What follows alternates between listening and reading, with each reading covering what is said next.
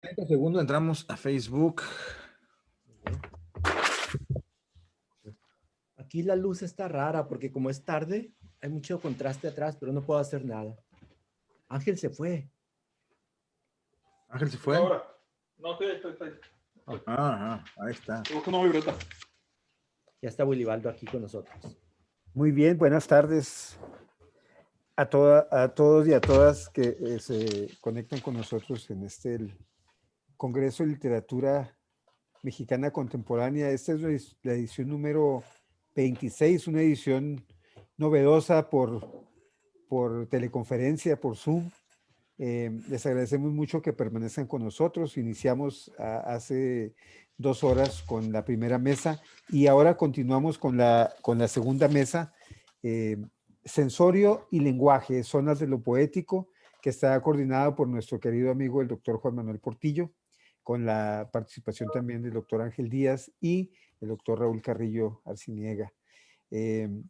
Solamente para recordarles que este es un evento auspiciado por la Universidad de Texas en El Paso y por la Revista de Literatura Mexicana Contemporánea, donde también participan nuestros amigos y socios de la editorial EON.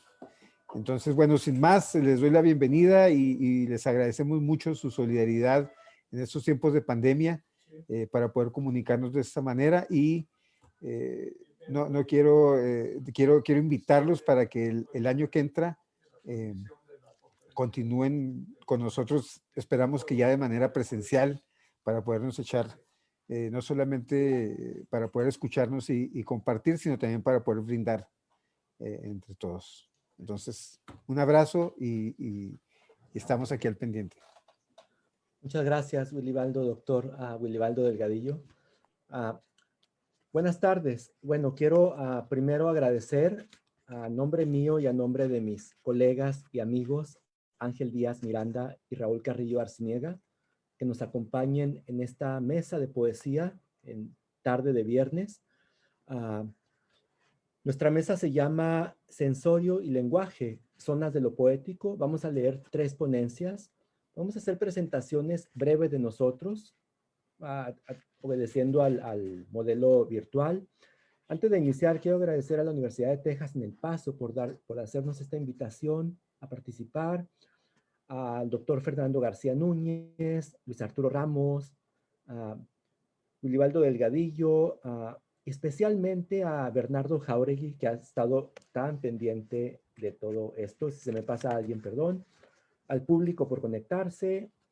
Y vamos a empezar. Vamos a seguir el orden de lecturas que está en el cartel para que la gente que se programó para ver nada más a su amigo, pues no se sienta decepcionada de llegar y que esté otra persona leyendo, ¿no? Entonces, el orden en que se muestra en el cartel empieza por mi persona. Soy Juan Manuel Portillo, estoy ahora en Hollins University y el título de mi ponencia es La dimensión de la escucha en la marcha hacia ninguna parte de Tania Favela. Y aquí voy. En Errar, el ensayo homónimo de su libro de poesía con que abre el volumen Resistir, insistencia sobre el presente poético, de 1994, Eduardo Milán reconoce 2 exigencias fundamentales para la poesía de nuestro tiempo. 1, asumirse en estado de absoluta disponibilidad. 2, tener en cuenta que se escribe después de Auschwitz. Es verdad que después de casi 30 años de la publicación del libro, la prohibición o imposibilidad, según se atiende a sus varias formulaciones, de escribir poesía después de Auschwitz, postulada por Adorno, no ocupa ya el lugar central que tuvo en la conciencia poética occidental de la segunda mitad del siglo XX, en parte por la diversificación de los horrores y exterminios a escala planetaria, en parte también por el surgimiento de otras amenazas, tales como la devastación ecológica y el colapso climático. Sin embargo, la otra exigencia de Milán, la necesidad de una absoluta disponibilidad que equipara a un estado de escucha y a un estado de alerta, es acaso menos coyuntural y conserva su vigencia para la práctica poética. En las líneas siguientes, me ocuparé de un libro que me parece cumple cabalmente esa exigencia planteada por Milán. La marcha hacia ninguna parte del año 2018 de Tania Favela Bustillo constituye, entre otras cosas, un atento y sostenido ejercicio de escucha, y lo es gracias a que la poeta construye un espacio en el que esa facultad, que es física y mental, conforma una dimensión, la dimensión de la escucha, pues. ¿Cómo se construye ese espacio, esa dimensión? Me parece que puede abordarse desde dos aspectos complementarios. Por un lado, las voces que se ponen en circulación. Por otro, la naturaleza del espacio en que esas voces circulan. No se trata de aspectos independientes, sino que se sostienen uno a otro. La urdimbre de las voces, su tejido, le va dando textura al espacio, y el espacio a su vez ofrece una amplitud donde las voces pueden moverse y desplegarse con libertad. La lectura de algunas secuencias del libro permitirá mostrar este funcionamiento. El título procede de un poema de Hugo Gola, el poeta argentino Hugo Gola, tantos años avecindado en México y maestro de Tania. Dice que es también su epígrafe y nos brinda las primeras pistas de lectura. Cito el breve epígrafe de Gola.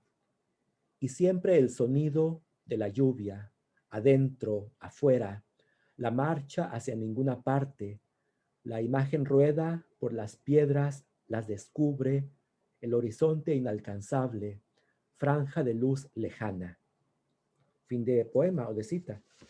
En esas breves 9 líneas se encuentran algunas de las claves para adentrarnos en el libro de Favela, además del título, suficientemente explícito en cuanto a la falta de destino final del itinerario.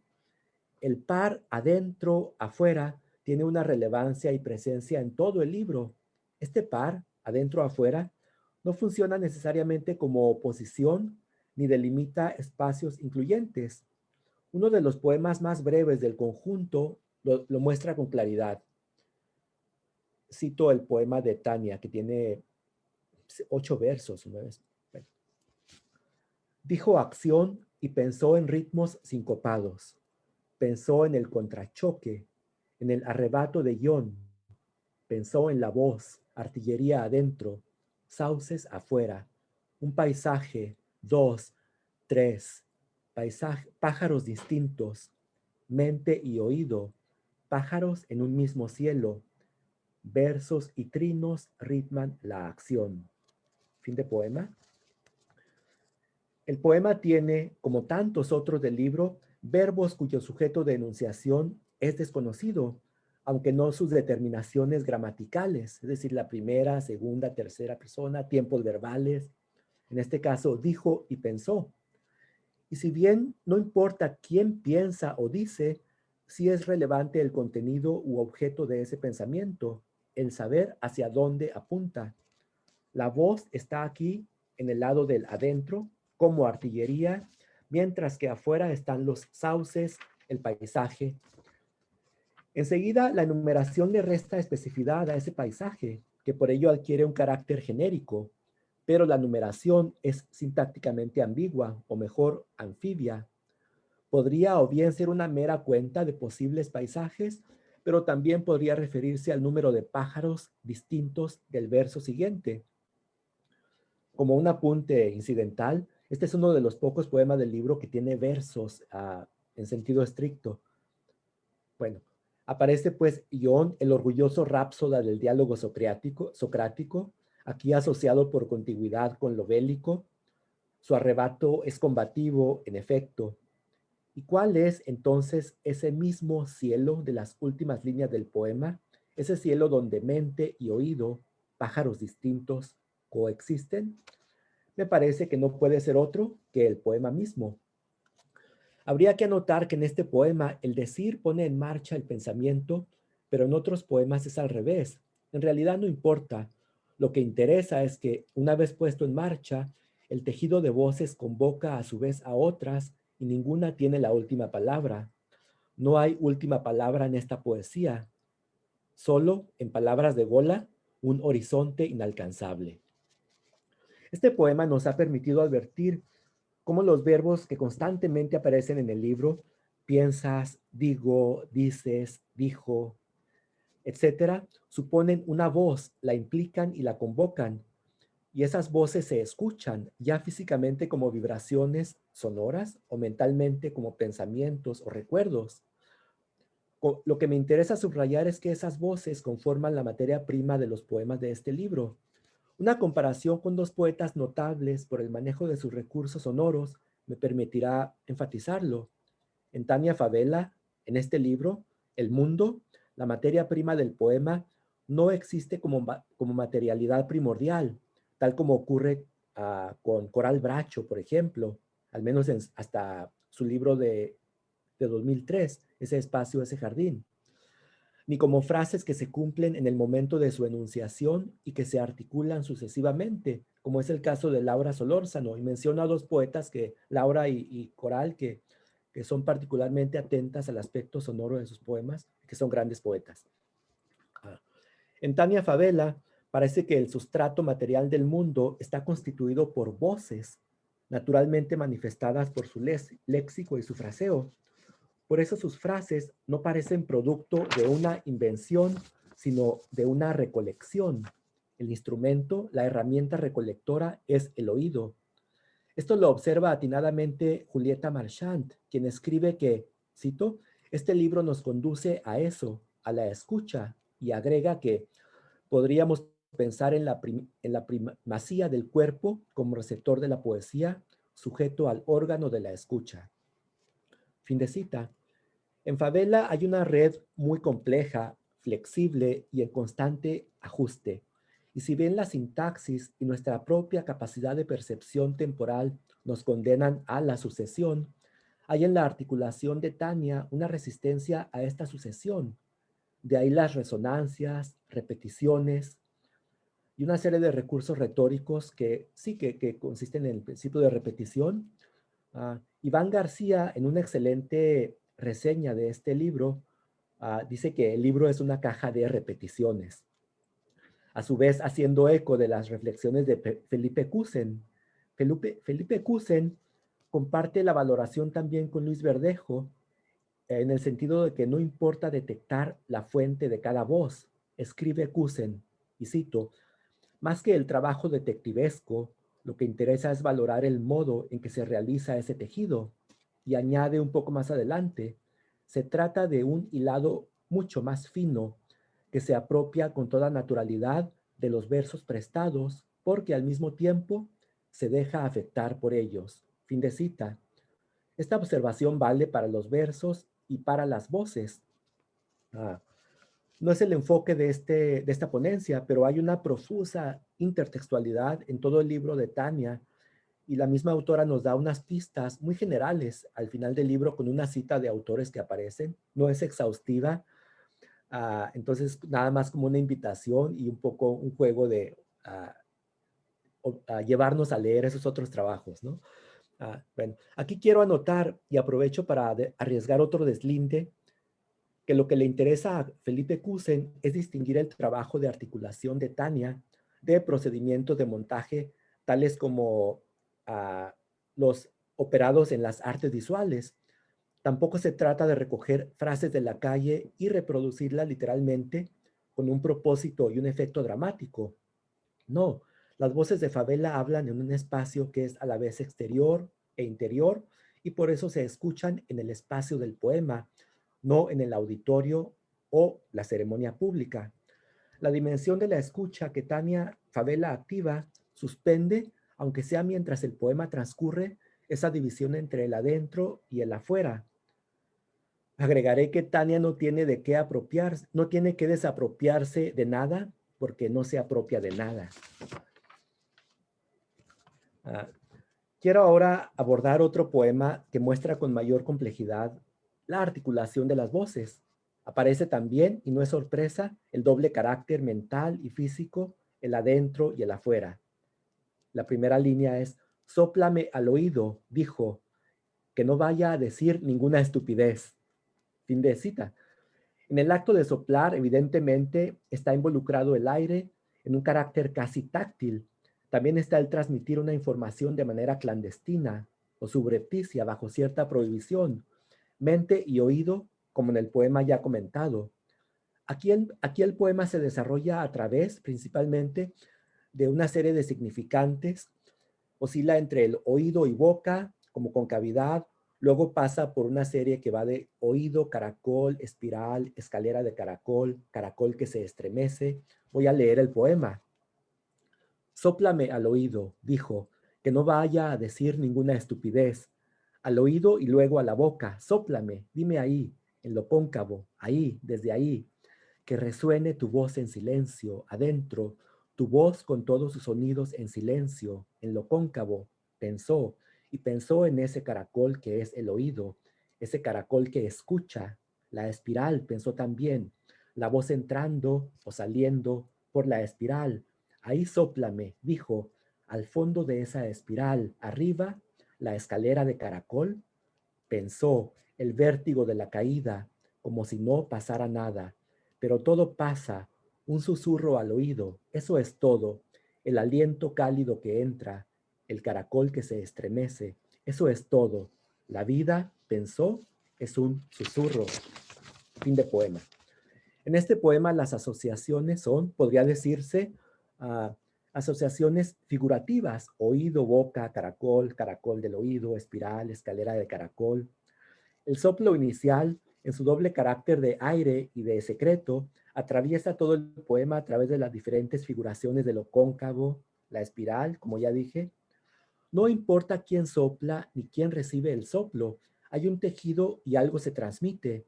Lo que importa es el acto de la transmisión, el susurro que al final se equipara a la vida misma.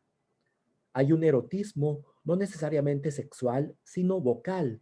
Erotismo en cuanto que hay un contacto gozoso entre entidades diferentes, aun cuando sean identificadas como alguien que habla, susurra, sopla y alguien que escucha y se estremece. Esta indeterminación de las subjetividades que enuncian, piensan, escuchan, que constantemente varían gramaticalmente y que nunca se muestran, podría resultar frustrante para quien quiera saber las identidades que están en juego, nada más lejos que las poéticas identitarias de esta poesía. Hay un concepto que quizá permita salvar ese escollo y aproximarse mejor a este complejo de voces. Se trata del concepto de campo. En el ensayo Charles Olson, Proceso y Relación, Rosemary Waldrop aborda el concepto de composición por campo a partir de las ideas de verso proyectivo del propio Olson. Y cito a Waldrop citando a Olson a su vez.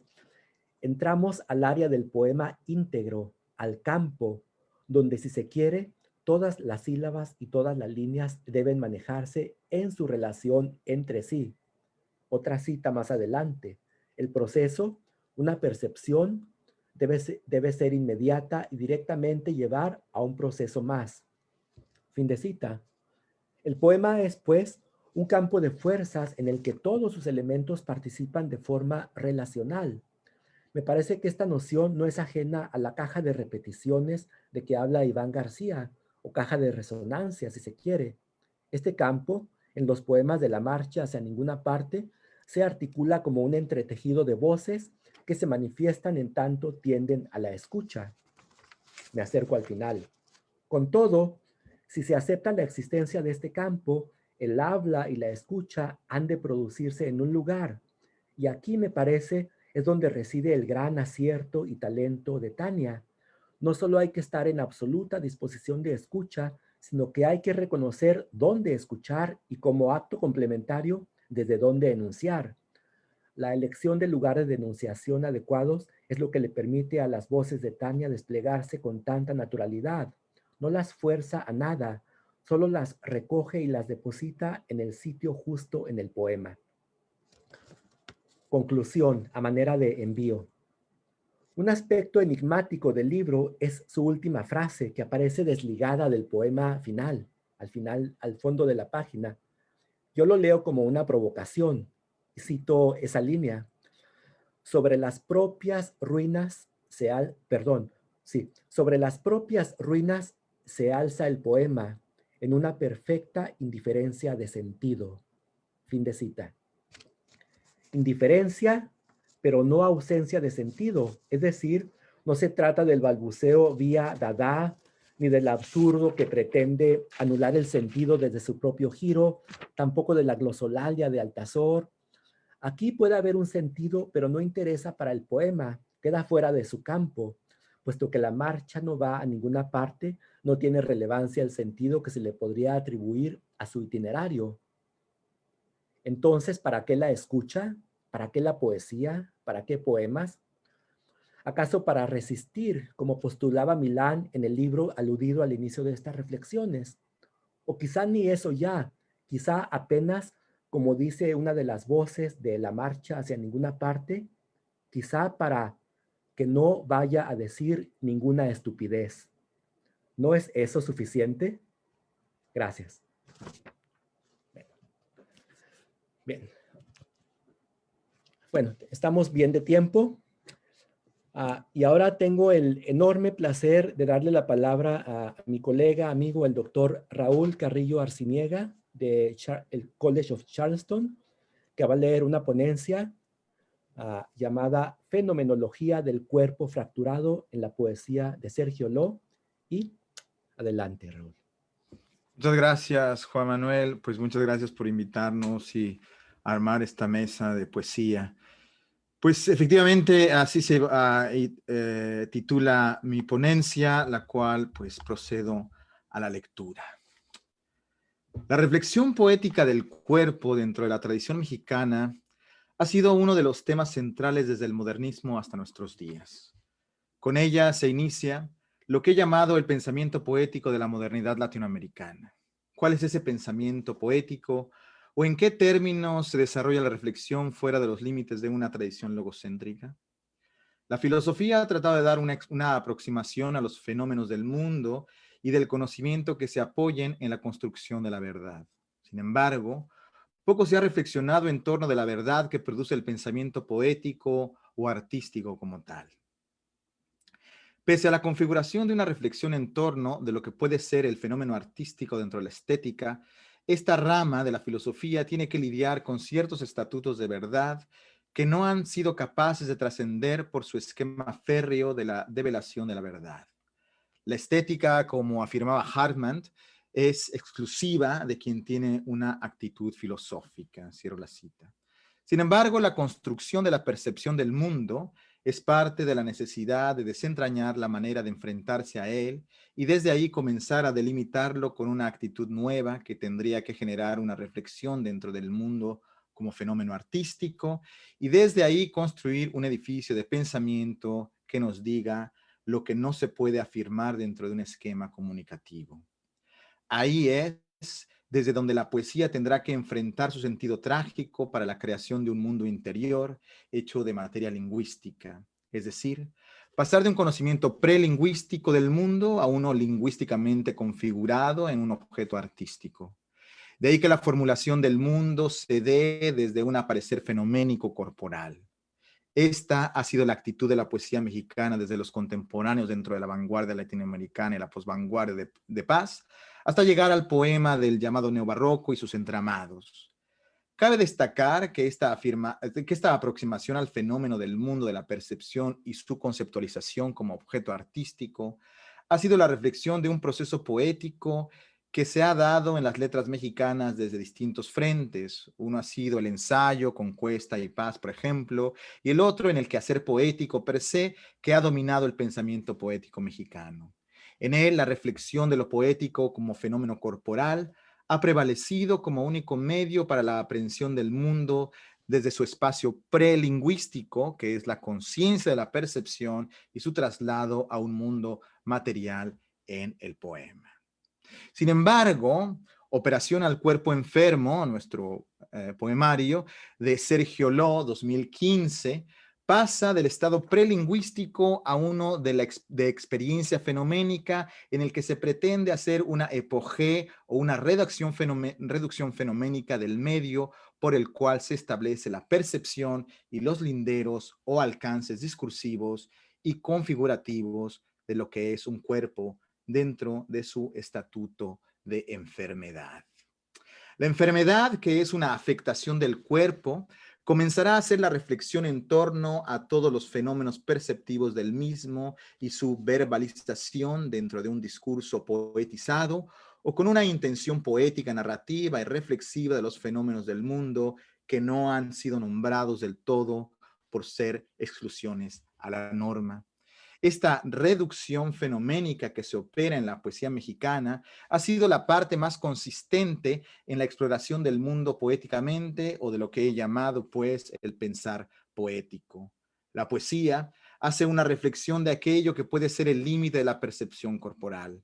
En una especie de tratado anatómico, Sergio Ló muestra la fragilidad del cuerpo expuesto al mundo de las sensaciones cognitivas que no están del todo dentro de un universo racional, sino dentro de un contexto perceptivo. Así pues, el poemario resulta ser un claro ejemplo del papel de la poesía como campo de exploración de la sensación poética. Del mismo modo, Operación al cuerpo enfermo, al cuerpo enfermo recompone un discurso que se aleja de un universo lingüístico que ha subvertido el orden de una tradición cristiana en la cual la dualidad del alma y del cuerpo no encuentran un espacio de reconciliación.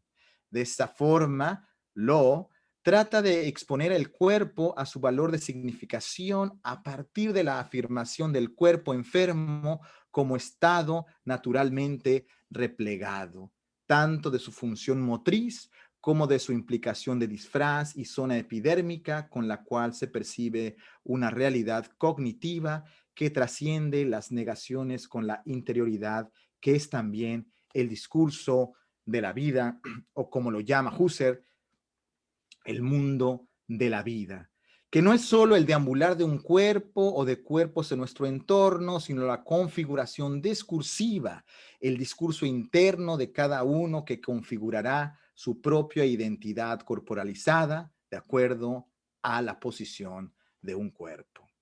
En Operación, pues, observamos cómo el tumor, el cáncer en forma de sarcoma, potencia la necesidad de reseñar la imposibilidad del cuerpo en todos sus ejes constitutivos y sensitivos.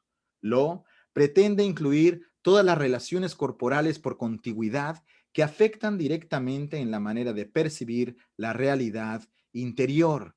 La exposición del cuerpo y su desbalance en la enfermedad denotan un reposicionamiento de un discurso que servirá de crónica de su propio decaimiento y de su estado próximo. Así, en Operación, se ejecuta la reevaluación de ese contenido discursivo que llamamos vida, por ser el cúmulo de historias que pueden ser revisadas por la memoria y en ella su actualización como entorno discursivo. Poco a poco en la narración poetizada nos encontramos la reactualización de una narración del mundo de la vida, de la voz poética en el mundo y su resignificación como realidad textualizada. El texto inicia en una sala de operación en el que el cuerpo de la voz poética es sometido químicamente a un bloqueo de la sensación corporal a partir de una inyección de anestesia. Anestesia de tipo local que le permitirá a la voz poética seguir despierto, pero no sentir. A raíz de esta interrupción de los mecanismos del sentir es cuando se da un distanciamiento del cuerpo para iniciar su reflexión fenoménica del mismo modo como receptáculo de la memoria y de las sensaciones evocadas. Así, el elemento prelingüístico de la poesía debe ser reconfigurado como espacio de pensamiento para enunciar la realidad de un mundo de la vida y sus implicaciones como cuerpo sintiente y como entidad viviente en un proceso de recapitulación de las experiencias del dolor. De ese modo, la enfermedad y el dolor serán las isotopías bajo las cuales se efectuará una deformación del cuerpo en su dimensión enunciativa. Leemos en el poema, cito, tengo la carne abierta, no veo y no siento el bisturí, pero sí la presión que ejerce. Cierro cita. Desde el inicio, el cuerpo como espacio cerrado sufre la primera fractura de su constitución inicial. La piel es un medio de contención de los órganos internos bajo los cuales se experimenta el mundo de los objetos, pero también el mundo de la interioridad, porque el sentir es sentir dolor. La expectativa de que algo dolerá por romper el equilibrio de todo de un todo discursivo que es el cuerpo normalizado. En ese sentido, el dolor también presenta una instancia discursiva que va a instalar dentro del mundo de la vida, que se va a instalar dentro del mundo de la vida, que es el mundo discursivo de la voz poética, una realidad perceptiva de valor axiológico. Es decir, no solamente el cuerpo siente algo, sino que ese algo está dotado de un valor discursivo que potencia o no un discurso ideológico determinado que es necesario poner en suspenso, entre paréntesis, para reformular el fenómeno del mundo en su exterioridad prelingüística y trasladarlo a su interioridad afectiva y discursiva como vía de la aprehensión del mundo en su realidad somática y estética, dado que la reevaluación del mundo de la vida de la voz poética ha optado por la sistematización de una reactualización del cuerpo y de sus contenidos discursivizados. Es pues que la enfermedad y el distanciamiento de la sensación corporal buscan establecer un mundo de la vida lingüístico que dé cuenta de ese pasar por el mundo de la normalidad. Así, el cuerpo es un repositorio de la deformación per se de lo que es un cuerpo humano y su configuración dentro de una especie que pretende su ubicación, ya sea de género por un lado o por su fracturación. La fracturación del cuerpo es la aparición del cuerpo como organismo sensible, pero que no siente. Es decir, sentir el cuerpo es sentir su dolencia. De otro modo, el cuerpo queda ajeno a la percepción en su contenido fragmentado, en sus partes. En el poema lo dice, cito, el cuerpo no es la suma de sus partes. Cierro cita. De ahí que la enfermedad sea la fuerza que evidencia el cuerpo en su realidad fragmentada, en su fisura. La voz poética afirma, cito, no estar enfermo no implica querer estar sano. Cierro cita. La sanidad y la no enfermedad son puestas entre paréntesis, reducidas a lo que la sintaxis posibilita, pero no la idea de sanidad versus enfermedad. Cabe destacar el efecto del tiempo que se marca dentro del no estar versus querer estar, que es determinante para la relación que la voz poética introduce con el factor tiempo dentro del texto.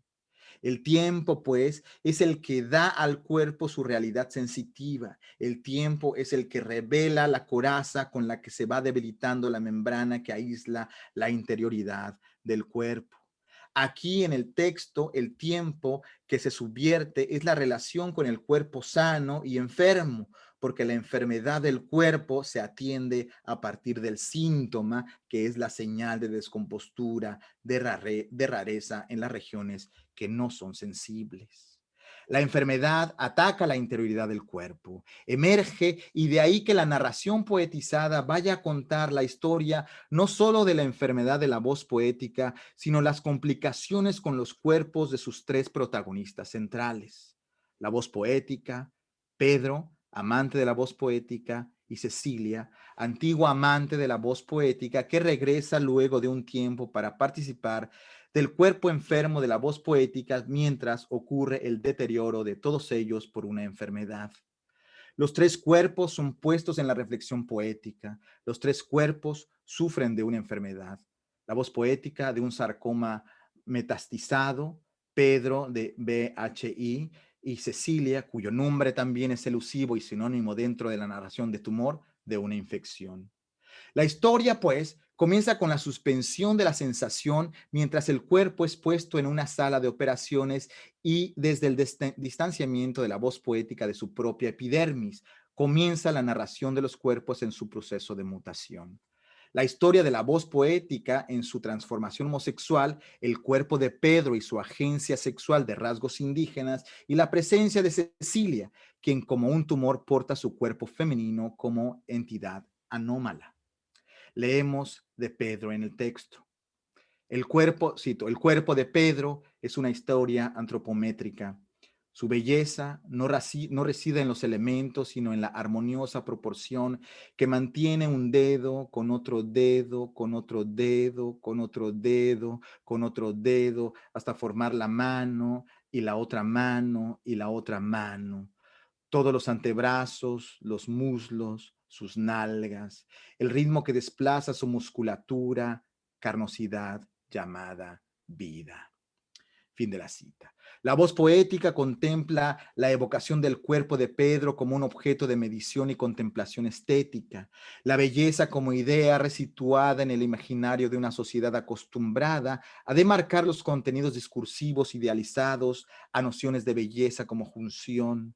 Aquí el cuerpo masculino es una fragmentación, dislocación de partes corporales que suman la confirmación del cuerpo admirado, de un cuerpo en escrutinio por el observador desde el que se manifiesta una cosa que produce otra, para llamar vida a la configuración de un cuerpo vivo, hecho de carne y contemplación del fenómeno que aparece ante los ojos, para volver sobre su cuerpo y construirse de nuevo, pero ahora con un contenido semántico distinto.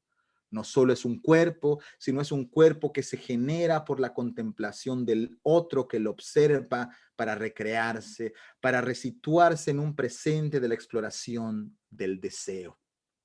Cecilia, por otra parte, ha deformado su cuerpo y tratará en la narración poética de reconfigurar sus expectativas corporales para tener un hijo, por ejemplo, a pesar de no querer ser ese cuerpo de mujer.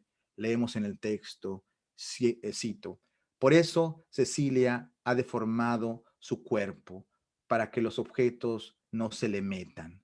Se volvió su margen. Fin de la cita. La corporalidad de Cecilia fluye y se niega. Es la modificación de un cuerpo que no le es propio.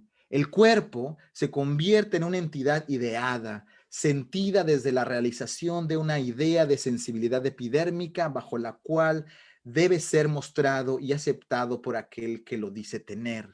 Esa es la dislocación del cuerpo imaginado y su interés esquizoide de no ser ese que el cuerpo expone en su fenomenología. De ahí que en el texto poético el cuerpo sufra de eso que se conoce como dolor. Todos los cuerpos duelen.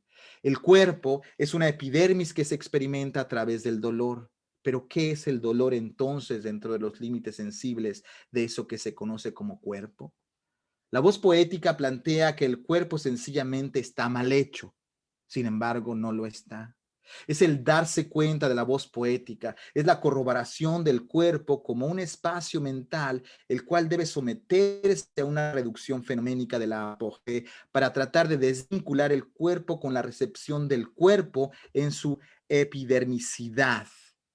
El cuerpo, pues, no es aquello que se siente en la epidermis, sino cómo ha sido construida esa epidermis por el lenguaje, cómo ha cobrado unidad en el lenguaje, y ese desprenderse del concepto del cuerpo es lo que posibilita que la voz poética trate de reconfigurarlo como entidad fracturada, como espacio para la ejecución de un dolor que no es lo que queda en la piel, sino lo que trasciende la piel en su hacer prelingüístico y poetizado, expresado en el papel cuya intención no sea solo el rastreo del cuerpo, sino de lo que produce el cuerpo en el dolor de existir. De ahí que la voz poética comente que el estado de imperfección es la norma y todos son desfiguros corporales.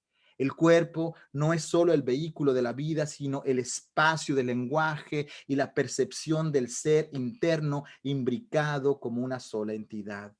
Es todavía una visión que tiene ciertas repercusiones dentro del esquema tradicional cristiano, donde el cuerpo y el alma son dos entidades separadas.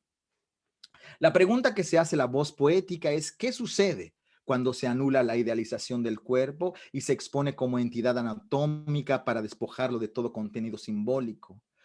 La sorpresa de la voz poética ante la contundencia del tiempo lo despoja de su vitalidad interior para forzarlo a reconfigurar tanto la noción de su propio acaecer como cuerpo y espacio para el mundo de la vida interior. De ahí que la voz poética exprese, cito, estar enfermo es ser un enfermo. Cierro cita. Con este verso continúa el espacio fenoménico del cuerpo dentro del pensar poético. El tiempo ejerce su acción sobre el cuerpo vivo para llevarlo al espacio de la muerte, también una idea abstracta porque la muerte no existe como tal. Solo se percibe la realidad de un cuerpo vivo. El texto trata de mostrar al cuerpo como espacio social, como entidad significante que juega y existe en el universo pulsivo. Sin embargo, la voz poética persiste en disociar el cuerpo como experimentador con la reflexión internalizada de su propia experiencia. El cuerpo es sometido al tiempo y a su descomposición, y la enunciación del propio cuerpo es puesta en suspenso para reconfigurarlo, reducirlo y volverlo a plantear en la escritura, que es la verdadera realidad del cuerpo expuesto, es decir, expuesto como escritura. Así el discurso interno del cuerpo es la realidad como sucesión del lenguaje. El lenguaje asimismo es asimismo la enfermedad del discurso interior del cuerpo. El cuerpo así es plurisignificante, pero todo él es parte de un acontecimiento que se potencia a través de las funciones corporales que van a trasladarse a la experiencia de la vida del mundo. El cuerpo homosexual de la voz poética se revela como medio conducente para la vida interior por medio de la boca como lenguaje, pero también por la necesidad de utilizar la boca, la lengua, el ano como espacios para la realización del amor como gozo y nutrición. Cito el poema. Quiero a Pedro.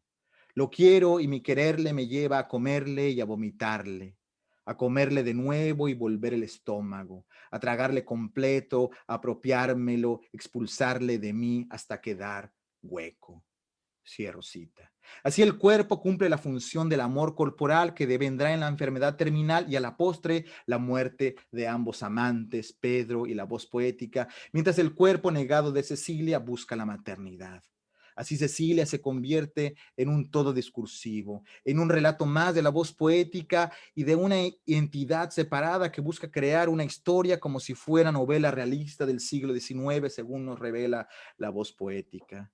El discurso de Cecilia es calibrado por la voz poética para hacer lo que ese cuerpo quiera para vincularse con la idea de la propia interioridad de Cecilia.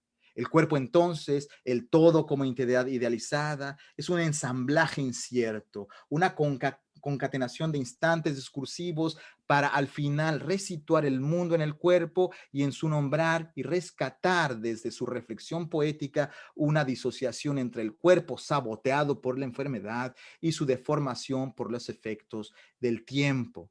La enfermedad, pues, es la revelación del miedo ante la muerte, porque de igual forma que se nombra, se respira. El cuerpo es el inicio del abuso sexual y su corroboración son los desgarramientos en los cuales se corrobora el dolor del cuerpo en la erosión del lenguaje y el silencio que vienen con ese estado corporal de la muerte. Y termino con la cita del poema, al final. Mi yo adolescente, suicida despeinado, me dice que no tenga miedo, que desarticule los mecanismos de supervivencia y estaré mejor. Y así es. Gracias.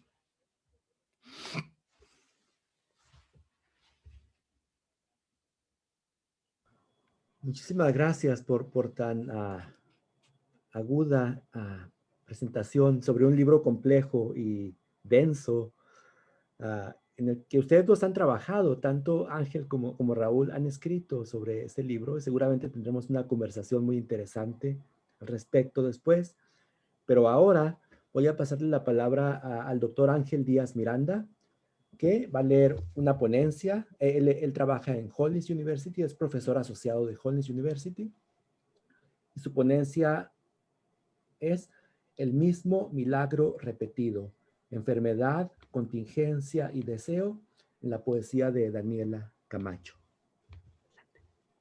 Gracias, Juan Manuel. Primero que nada, agradecer a los organizadores del Congreso y también a ti, Portillo. Esto que voy a leer es parte... ¿Se escucha? Esto que voy a leer es parte de un proyecto más grande, es un proyecto de libro que incluye un trabajo comparativo entre la poesía de Daniela Camacho y la poesía de Sergio Lobo. También incluye un capítulo sobre Juana Atkow y los modernistas mexicanos. Así que creo que quizás podríamos conversar un poco con Raúl Carrillo acerca de las aristas del cuerpo que van ligando la poesía latinoamericana y en específico la mexicana. En fin, quiero comenzar con una cita de Javi Carroll. Y Javi Carroll ella comienza el estudio de la fenomenología de la enfermedad.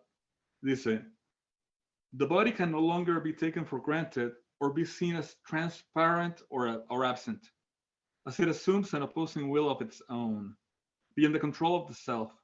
The ill body thwarts plans, impedes choices, and renders actions impossible.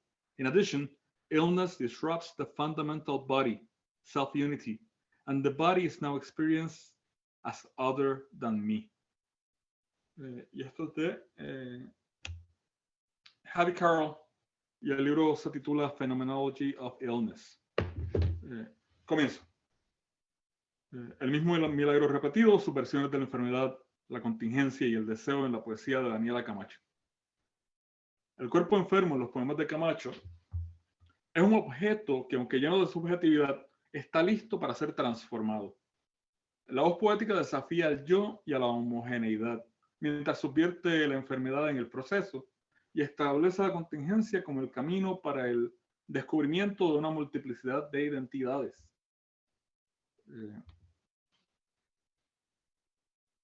La enfermedad es la clave para que Camacho interrogue su propio discurso poético. Sus poemas también subrayan la poética de la enfermedad como mutilación de un yo deseante. Los libros Imperia y Carcinoma se ahondan en la relación lenguaje-infección y plasman una meditación del cuerpo como mecanismo de nuevos lenguajes, tanto para la enfermedad como para la medicina. Camacho aglomera imágenes de duelo que revelan aceleración y la alternancia sexual como opciones posibles ante la reproducción, la enfermedad y el encierro. El cuerpo del personaje poético se convierte en el lugar de la ambigüedad respecto a la enfermedad y a la función del poema. La poesía de Camacho se centra en la enfermedad, no como una salida, sino como fuente de y para la poesía. En este sentido, la poesía se convierte en una especie de fármaco, al ser a la vez la cura y un potencial amplificador de la aflicción. El fármaco, de acuerdo a Derrida, se revela como un tipo de dispositivo conceptual que es ambiguo y se mueve dentro y a través de significados. Es remedio y veneno. También es posiblemente un chivo expiatorio. En Imperia, por ejemplo, lo que es capaz de destruir el cuerpo es también el material que compone el texto poético. Camacho constituye el texto con el mismo lenguaje que es indecible o difícil de encarnar, o sea, el lenguaje del dolor. Ella compone y descompone un vocabulario paradójico, tanto de la enfermedad como de la poesía. Entonces, lo que está tratando de hacer es balancearse dentro de la poesía, tanto como enfermedad y remedio. Un ejemplo que me parece formidable de esta ambivalencia del lenguaje poético como fármaco es el poema titulado La enfermedad es una contingencia. La hablante poética redobla su apuesta al mostrar la ambivalencia de las emociones y la fatalidad de sus propias percepciones sobre el cuerpo enfermo. Cito: la enfermedad es una contingencia. El cáncer no es una maldición. El cáncer es una maldición. La parte peligrosa de la cura es su lenguaje. A estos versos le siguen unos con medicamentos y tratamientos que tienen que tomar para curarse, ¿no? Esos nombres se convierten en una especie de conjuro o en un nuevo vocabulario peligroso. Este nuevo conocimiento de los tratamientos relacionados con las drogas desmenuza, desarma y descompone la poesía tal y como se entiende en la tradición lírica mexicana. Veo un intento de agotar o gastar la potencialidad estética del poema para revelar una cierta estética del malestar, del dolor y de lo que Bifo Girardi entiende como, y cito, el exceso del campo de significación. Esto es en el campo poético. Camacho intenta despojar al lenguaje poético de esta habilidad y paradójicamente, al hacerlo, lo renueva. La renovación del lenguaje a través de la enfermedad puede parecer que distorsiona nuestras expectativas del poema, pero se vincula, expande y atraviesa la estética neobarroca latinoamericana. Lo que está en juego aquí para Camacho es una recomposición o descomposición del signo poético. Si por ejemplo, Carrillo habla de la reconfiguración de los cuerpos en lodo, aquí es una recomposición y descomposición, ese es el juego. Entiendo que el acto poético en el trabajo de Camacho es un exceso semiótico que se insinúa más allá del límite del significado convencional y simultáneamente es una revelación de una posible esfera de experiencia aún no vivida. Es decir, no es experimentable o sí es experimentable. Actúa sobre el límite entre lo consciente y lo inconsciente de tal manera que ese límite se desplaza y partes del paisaje inconsciente se iluminan o se distorsionan y se resignifican. Y esto está en juego también con los procesos que ve Bifo Girardi en Breathing. Por este medio también la enfermedad y el deseo sexual pueden dialogar y reasignarse intempestivamente. Por eso, en su trabajo, la voz poética, por eso en el trabajo de la voz poética, la máscara no esconde, pero revela acciones. Camacho recrea una forma de la enfermedad como significante que infecta poemas posteriores. La máscara poética revela la voz poética como una vida natural maldita, una Zoé destinada a su desaparición. Esta conciencia se repite en el poema Los Nombres, y se amplía en OH 236. Es en este último poema donde se hace patente la certeza del hablante poética. La máscara es una construcción y su objetivo es no solo silenciarla, sino asfixiarla. Cito: han construido una máscara para contener el furor. Asfixia a la medida de su rostro. A medida que el lector continúa leyendo el libro, el tropo de la máscara reaparece.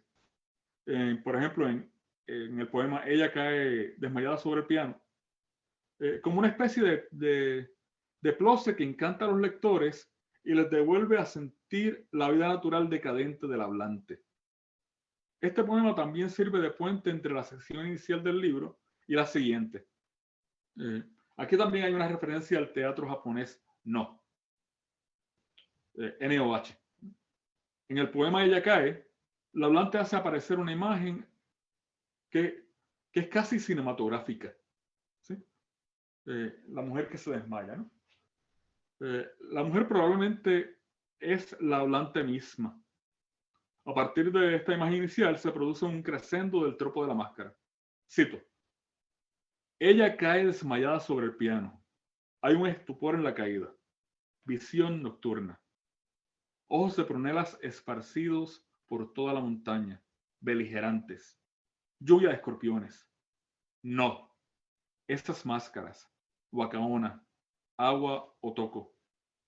Ella, que al decir ardeola, desata una erección en los jardines. Una niña en celo habla por su boca, su saliva. Ella cuando escupe las castañas. Plantas venenosas como ofrenda. No.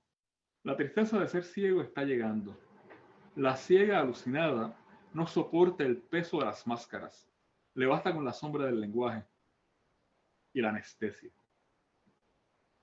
Después de que la voz poética presenta imágenes inquietantes, son casi apocalípticas, ¿no? La mujer se divide en dos. Ahora una chica en celo habla por ella. La voz poética de Camacho se bifurca. Las referencias a las máscaras utilizadas en el teatro no tienen una doble función. Es hacerse referencia al teatro y también hacerse una prolongación de la negación. Es una contundencia. La voz poética de Camacho rechaza la idea de enmascararse. Y esto no es una contradicción. Al rechazar la máscara, hace más impactante su uso metafórico en el entorno del hospital como mundo. La enfermedad es su máscara. Lo que está en juego es una recomposición del cuerpo del personaje cuando está a punto de descomponerse. Podría llamarlo una recomposición de una descomposición en el teatro de la operación salubrista.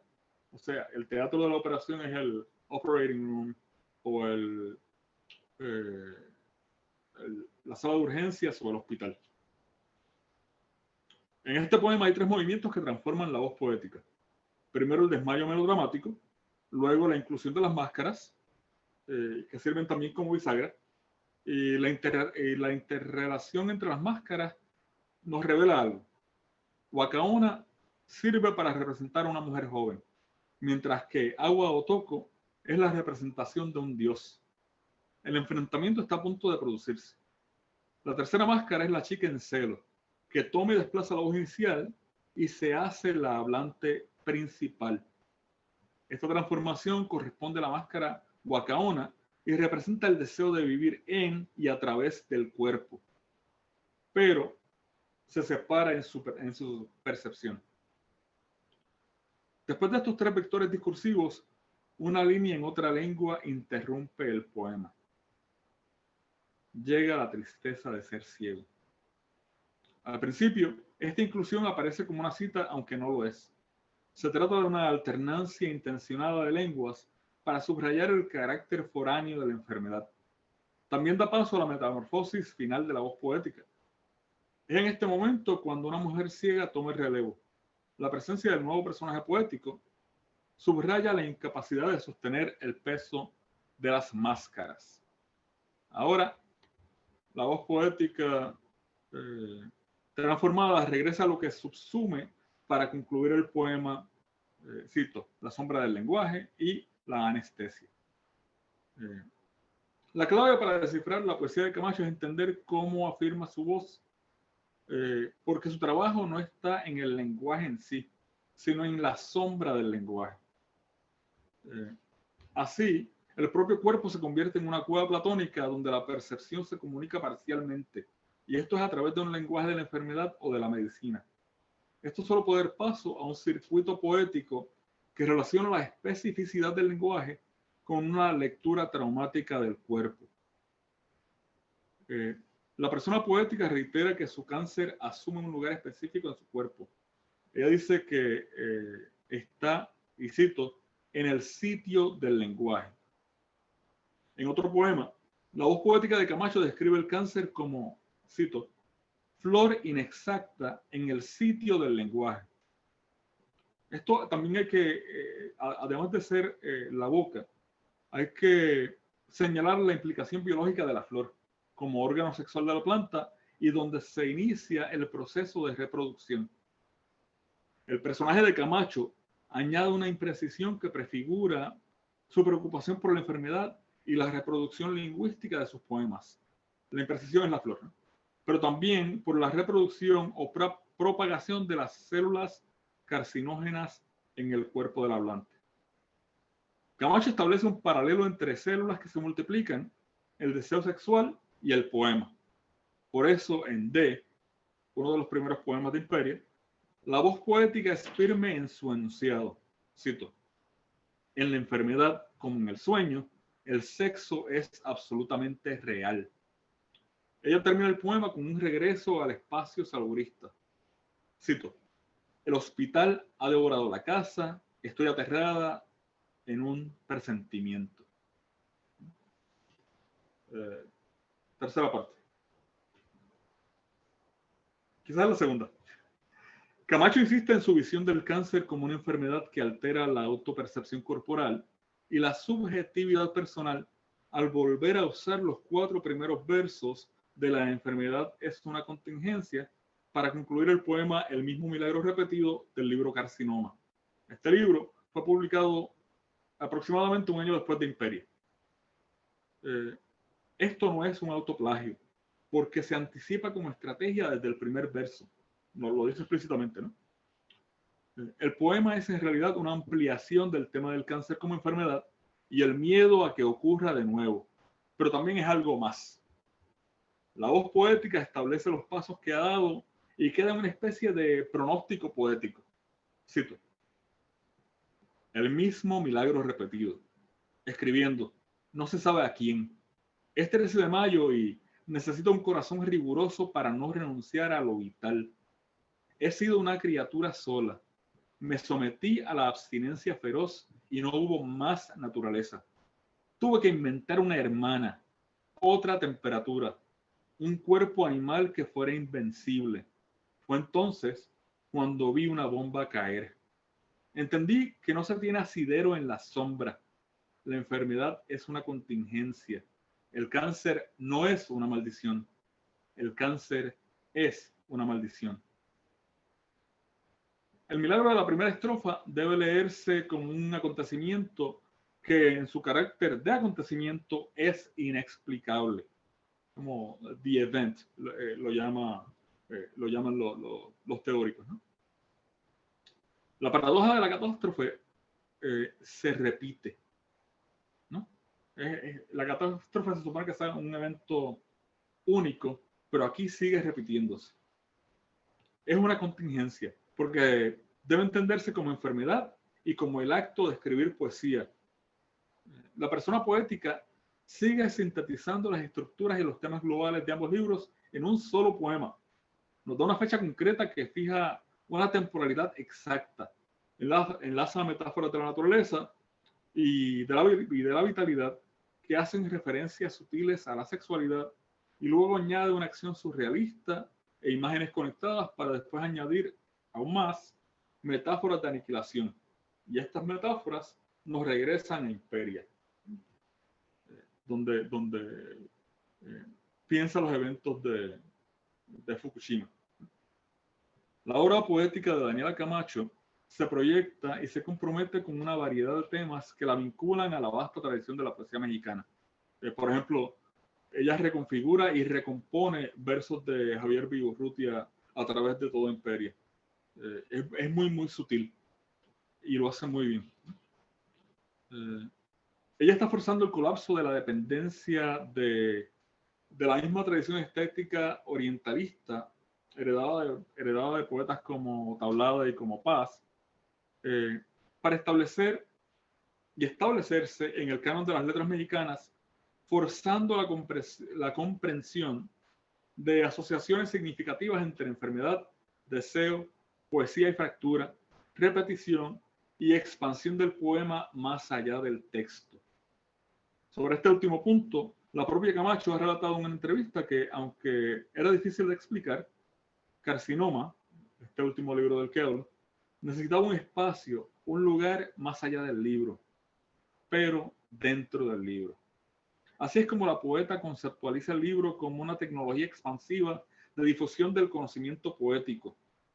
La paradoja aquí es que se expande y se multiplica como el sexo, como la enfermedad, como la célula. Y esto sirve de apertura hacia algo más allá de lo poético, algo más allá de lo literario, algo más allá de lo personal. Es el cuerpo y el más allá del cuerpo. Es el poema como orquestación simbólica de lo textual y de lo encarnado. Y creo que voy a parar aquí porque se me acaba el tiempo. Okay, gracias.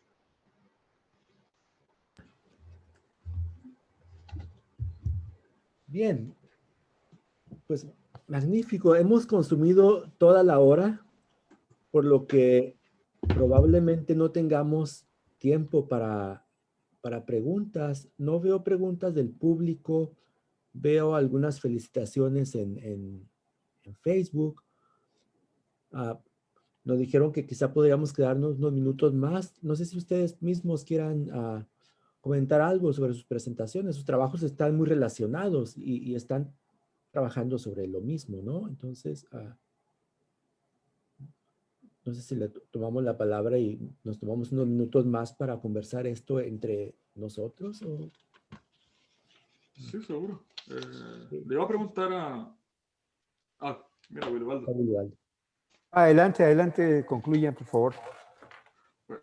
Yo estaba tomando notas mientras los escuchaba y quería pensar un poco, o que habláramos un poco sobre estados prelingüísticos en la poesía. Estado prelingüístico y sonoridad, y estado prelingüístico como reconfiguración en estos tres poetas. No sé si... Bueno, Sí, creo. si me permites, bueno, yo soy el que empieza a hablar de las cuestiones prelingüísticas, ¿no? Es decir, lo que pasa es que la cuestión prelingüística es la sensación poética, ¿no? O es como lo he manejado, es la sensación poética del mundo, o sea, de estar fenomenológicamente abierto al mundo, lo que dice Husserl del mundo de la vida, que es el mundo de la interioridad, y cómo el mundo de la vida que está afuera va a ejercer presión o va a ejercer alguna especie de motivación dentro de tu propia individualidad y percepción, y entonces ese, digamos, movimiento o momento prelingüístico es el que va a dejar la impronta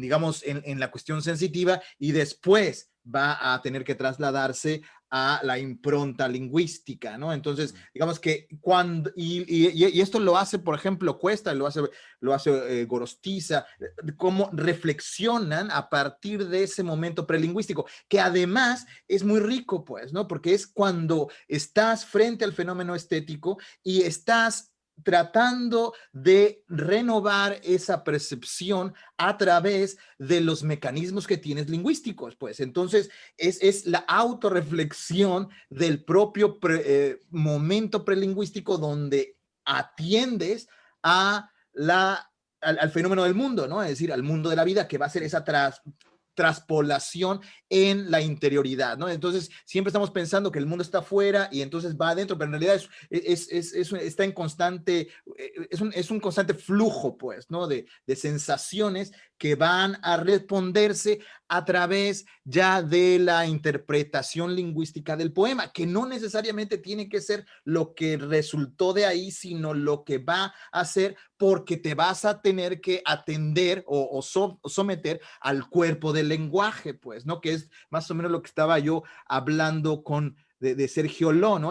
Cómo Sergio Ló al final va a entender o recomponer al cuerpo, pero como cuerpo textualizado que va a tener que salir al poema, y entonces cuando este cuerpo se pone en suspenso, es decir, es un cuerpo biológico que de alguna manera está utilizando todos los elementos para su realización, digamos, para llamarlo en inglés, ¿no? Ese darse cuenta de cómo está el mundo, cómo está operando el mundo y cómo está operando su cuerpo bajo las mismas esquemas. ¿Por qué? Porque la respiración va a ser lenguaje, pero también la boca va a ser algo para nutrirse, pero también la boca va a ser un beso, pero también el ano va a ser para defecar, pero también va a ser para gozar. O sea, y como lo llama el aparato digestivo, ¿no? Es decir, está abriendo, pues, reconfigurando toda esta noción de cuerpo, que es una noción prelingüística finalmente, ¿no? Y cómo va a retomarlo y va a articularlo desde una percepción prelingüística que al final va a tener que ser lingüística. Y es que esto es el fenómeno de la poesía. O sea, Cuesta, ¿cómo empieza? Tú recuerdas, Juan Manuel, cómo empieza Oda a un dios mineral, ¿no? Canto Dios mineral. O sea, canto a un dios mineral. O sea, ¿cómo empieza canto a Dios mineral? Pues, ¿no? Con la mano, ¿no? O sea, empieza con la mano a hacer esa reflexión lingüística, pues, ¿no? Desde un factor lingüístico. Entonces, Sí, ahí está, es decir, perdón, ahí está, por ejemplo, Juan Manuel, o sea, una vez más, o sea, favela, digo, el poema, ¿no? Es decir, el susurro, el cuerpo, el escucha, el modo, el soplo, el susurro, está ahí también otra vez, ¿no? Es que esta es la gran apuesta de la poesía mexicana, ¿no? Es la gran apuesta de la poesía mexicana. Yo veo que Ángel está así como debatiéndose por entrar, y no sé Perdón. cuánto tiempo tenemos, Wilibaldo. Probablemente ya agotamos nuestra, ¿verdad? Pero No, pero adelante, está muy, muy, muy interesante, muy buena la discusión. Adelante, Ángel. Es que no había terminado la pregunta realmente. Perdón. Porque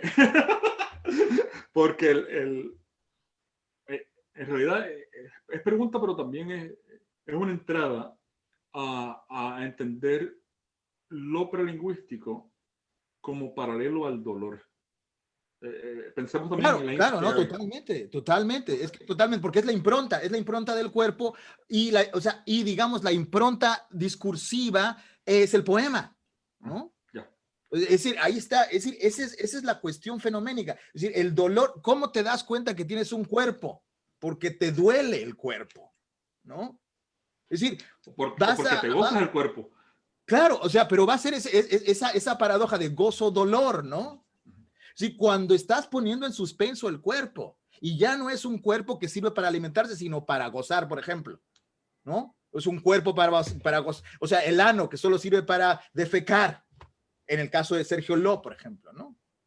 Entonces, ahí acaba siendo el instrumento del goce, el instrumento del placer, pero también el instrumento del dolor. Y entonces, para mí se me hace bastante sintomático que en Ló, toda su reflexión empieza a partir de la anestesia, ¿no? Cuando se disocia el cuerpo, pues. Y ese ahí es donde, digamos, son las cuestiones, son las Magdalenas de Proust, pues, ¿no?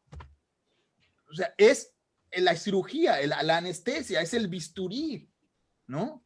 O sea, no siento dolor, siento el bisturí solamente, siento una presión del bisturí, pero no estoy sintiendo el dolor. Y entonces a mí me parece súper pertinente también lo que afirmas de Camacho, pues, ¿no? O sea, está ahí el discurso de la enfermedad como estado natural, ¿no? Del cuerpo, ¿no? Creo que por ahí va la cuestión.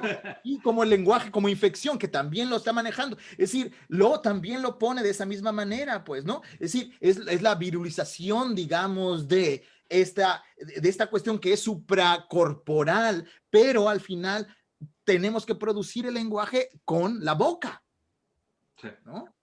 Es decir, no podemos producir un lenguaje que no sea con un medio mecánico que tenga que ver con el movimiento del cuerpo. Es decir, nadie todavía lee la mente, pues, ¿no? ¿No? Bien. Pero no sé. Portillo, para ti la misma pregunta. A mí se me antojaba, bueno, yo no sé si pueda responderla porque realmente no me he metido a lo prelingüístico. Sí. Entonces, voy a declinar ahora responder. Lo que sí me gustaría mucho ver es un trabajo que rastreara, por ejemplo, la trayectoria de la anestesia en la poesía mexicana desde el siglo XX. Pienso en un poema como Segundo Sueño de Ortiz de Montellano, que empieza justamente con el proceso de anestesia, ¿no? Bosque del sueño vuelve a donde la caricia Bosque del sueño vuelve a donde la caricia no reposa. No estoy seguro de él. En fin, sería interesantísimo y pienso en otros poemas, ¿no? Pero creo también, no quiero hacer aguafiestas, que ahora sí nos pasamos ya de nuestro tiempo y quizá podamos continuar la conversación entre nosotros y agradecer a Yutep, a Osvaldo, a bueno, les agradecemos mucho su participación, compañeros.